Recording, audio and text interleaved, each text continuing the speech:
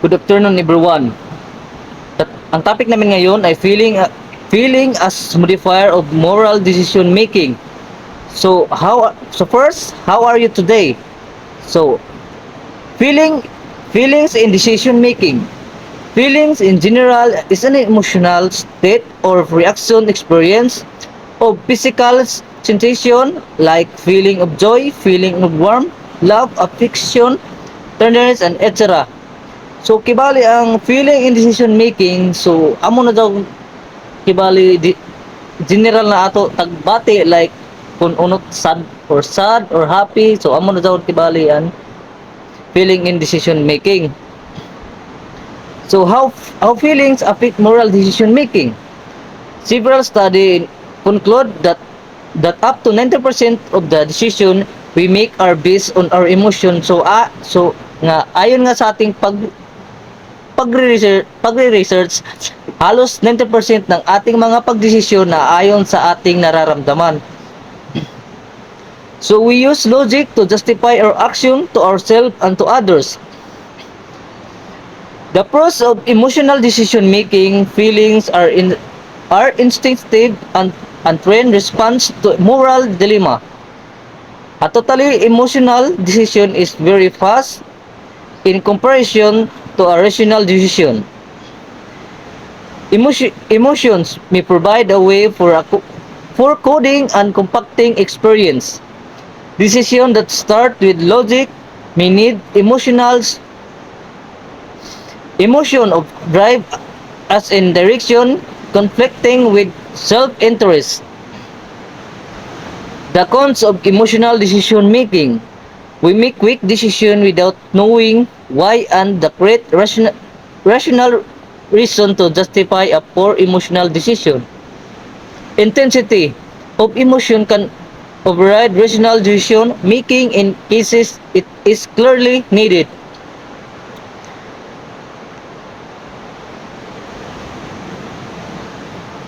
Immediate and unrelated emotion can create mistakes by distorting and creating bias in judgment.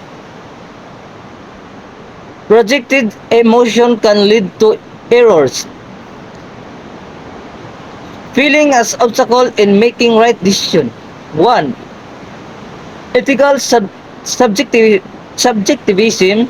Number 2, emotivism. So, what is ethical subjectivism and emotivism? Ethical subjectivism and emotivism are both forms of non-cognitivism in metaethics. Non-cognitivism is a broad category of ethical theories that reject that idea that moral statement express objective facts of proposition. Instead, they propose different way of understanding moral language and judgment. Ethical subjectivism. Obstacle. Ethical subjectivism asserts that morality is subjective and based on individual feelings, beliefs, or opinions. This subjectivity can create challenge when trying to determine objective moral standard. Challenge. In a subjectivist view is one person feels that an action is morally right and another person feels it is morally wrong.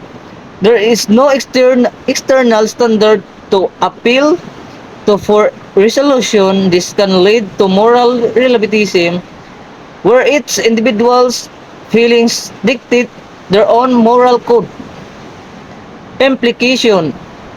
In practical terms, this can hinder ethical discussions as be there may be no common ground for establishing moral principles that apply universally. It can also make it difficult to address moral disagreements as arguments often become centered around personal feelings and perspective. Emotivism. Obstacle emotivism posits that moral statements are expression of emotion or attitudes, essential reducing moral judgment to emotional response.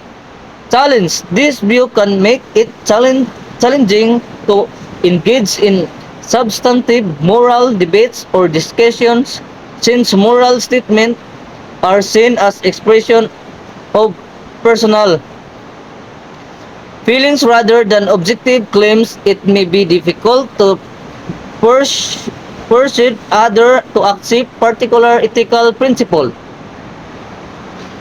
Application emotivism can hinder the development of ethical theories or frameworks that go beyond individual emotions. It can also limit the ability to make persuasive arguments for certain ethical position or appeals to emotion may not be convincing to those who don't share the same feeling.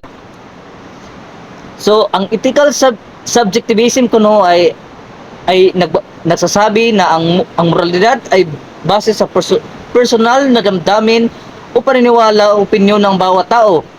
Ito ay nagdudulot ng mga hamon sa pagtukoy ng objektibong pamantayan ng moralidad. Sa pananaw ng subjectivism, kung isang tao ay isang tingin ay tama, ang isang aksyon at ang isa naman ay sa tingin ay mali, walang external na pamantayan para sa pagresolba. Ito ay maaring magdulot ng moral relativism, kung saan ang bawat damdamin ng bawat individual ang siyang nagdidikta ng kanyang sariling batas ng moralidad. Sa praktikal ng panig, ito ay maaring humadlang sa diskusyon ng etika dahil walang pinagkakasundo ang batayan para sa universal na moral ng prinsipyo. Mahirap ding solusyonan ang mga di pagkakasundo sa moralidad dahil karaniwan ay nakasentro ito sa personal na damdamin o pananaw ng bawat isa. So, tungkol naman sa emotivism, so ito ay pananaw na nagpapahayag na ang moral ng mga pahayag ng refleksyon lamang ng emosyon o damdamin kaysa pagbibigay ng objektibong katotohanan. Ito ay naglalarawan ng moral na wika bilang pagpapahayag ng ating mga damdamin o saloobin kaysa pagpapahayag ng katotohanan tungkol sa mundo. Our topic today is positive and negative effects of feelings in moral decisions making. Positive, empathy, and compassions. Situations you come across a homeless person in the freezing cold. They are striving and angry. Moral decisions. You feel a strong sense of empathy and compassion, so you decide to bath a warm meal and offer them your spare blanket. Moral outrage. Situation you witness a case of blatant racial discrimination at your workplace. Moral decisions. Filled in moral outrage, you decide to report in accident and authorize an activity supports effects and address the discriminations in workplace. Negative, anger and relation situations. To a worker spells false rumors about you are that could damage your reputations. Moral decisions overcome by anger, you come decides to pretest by spreading rumors about your co-worker even that it's morally wrong. Example of emotivism. Example number 1.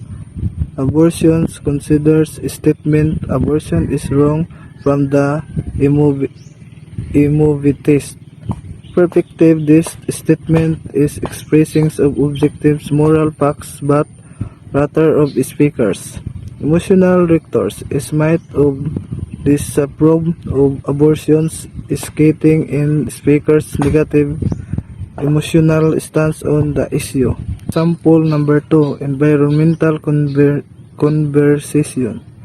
In some senses, protecting the environment is moral duty and emotive effects. These are expressions of approval environment conversation. Example number 1, person task in music. Suppose someone says country music is the best because I love it. It is ethical subjectivist view. The statement of expressing a personal preference refers the making and the objective claim about supportive of country music. The speaker belief of country music is the best in their feelings and tasks. Example number 2, capital punishment. An individual mind says, I believe the death penalty is morally wrong because the failed state sanctions modern to be. In this case, the judgment is a wrong in judgment.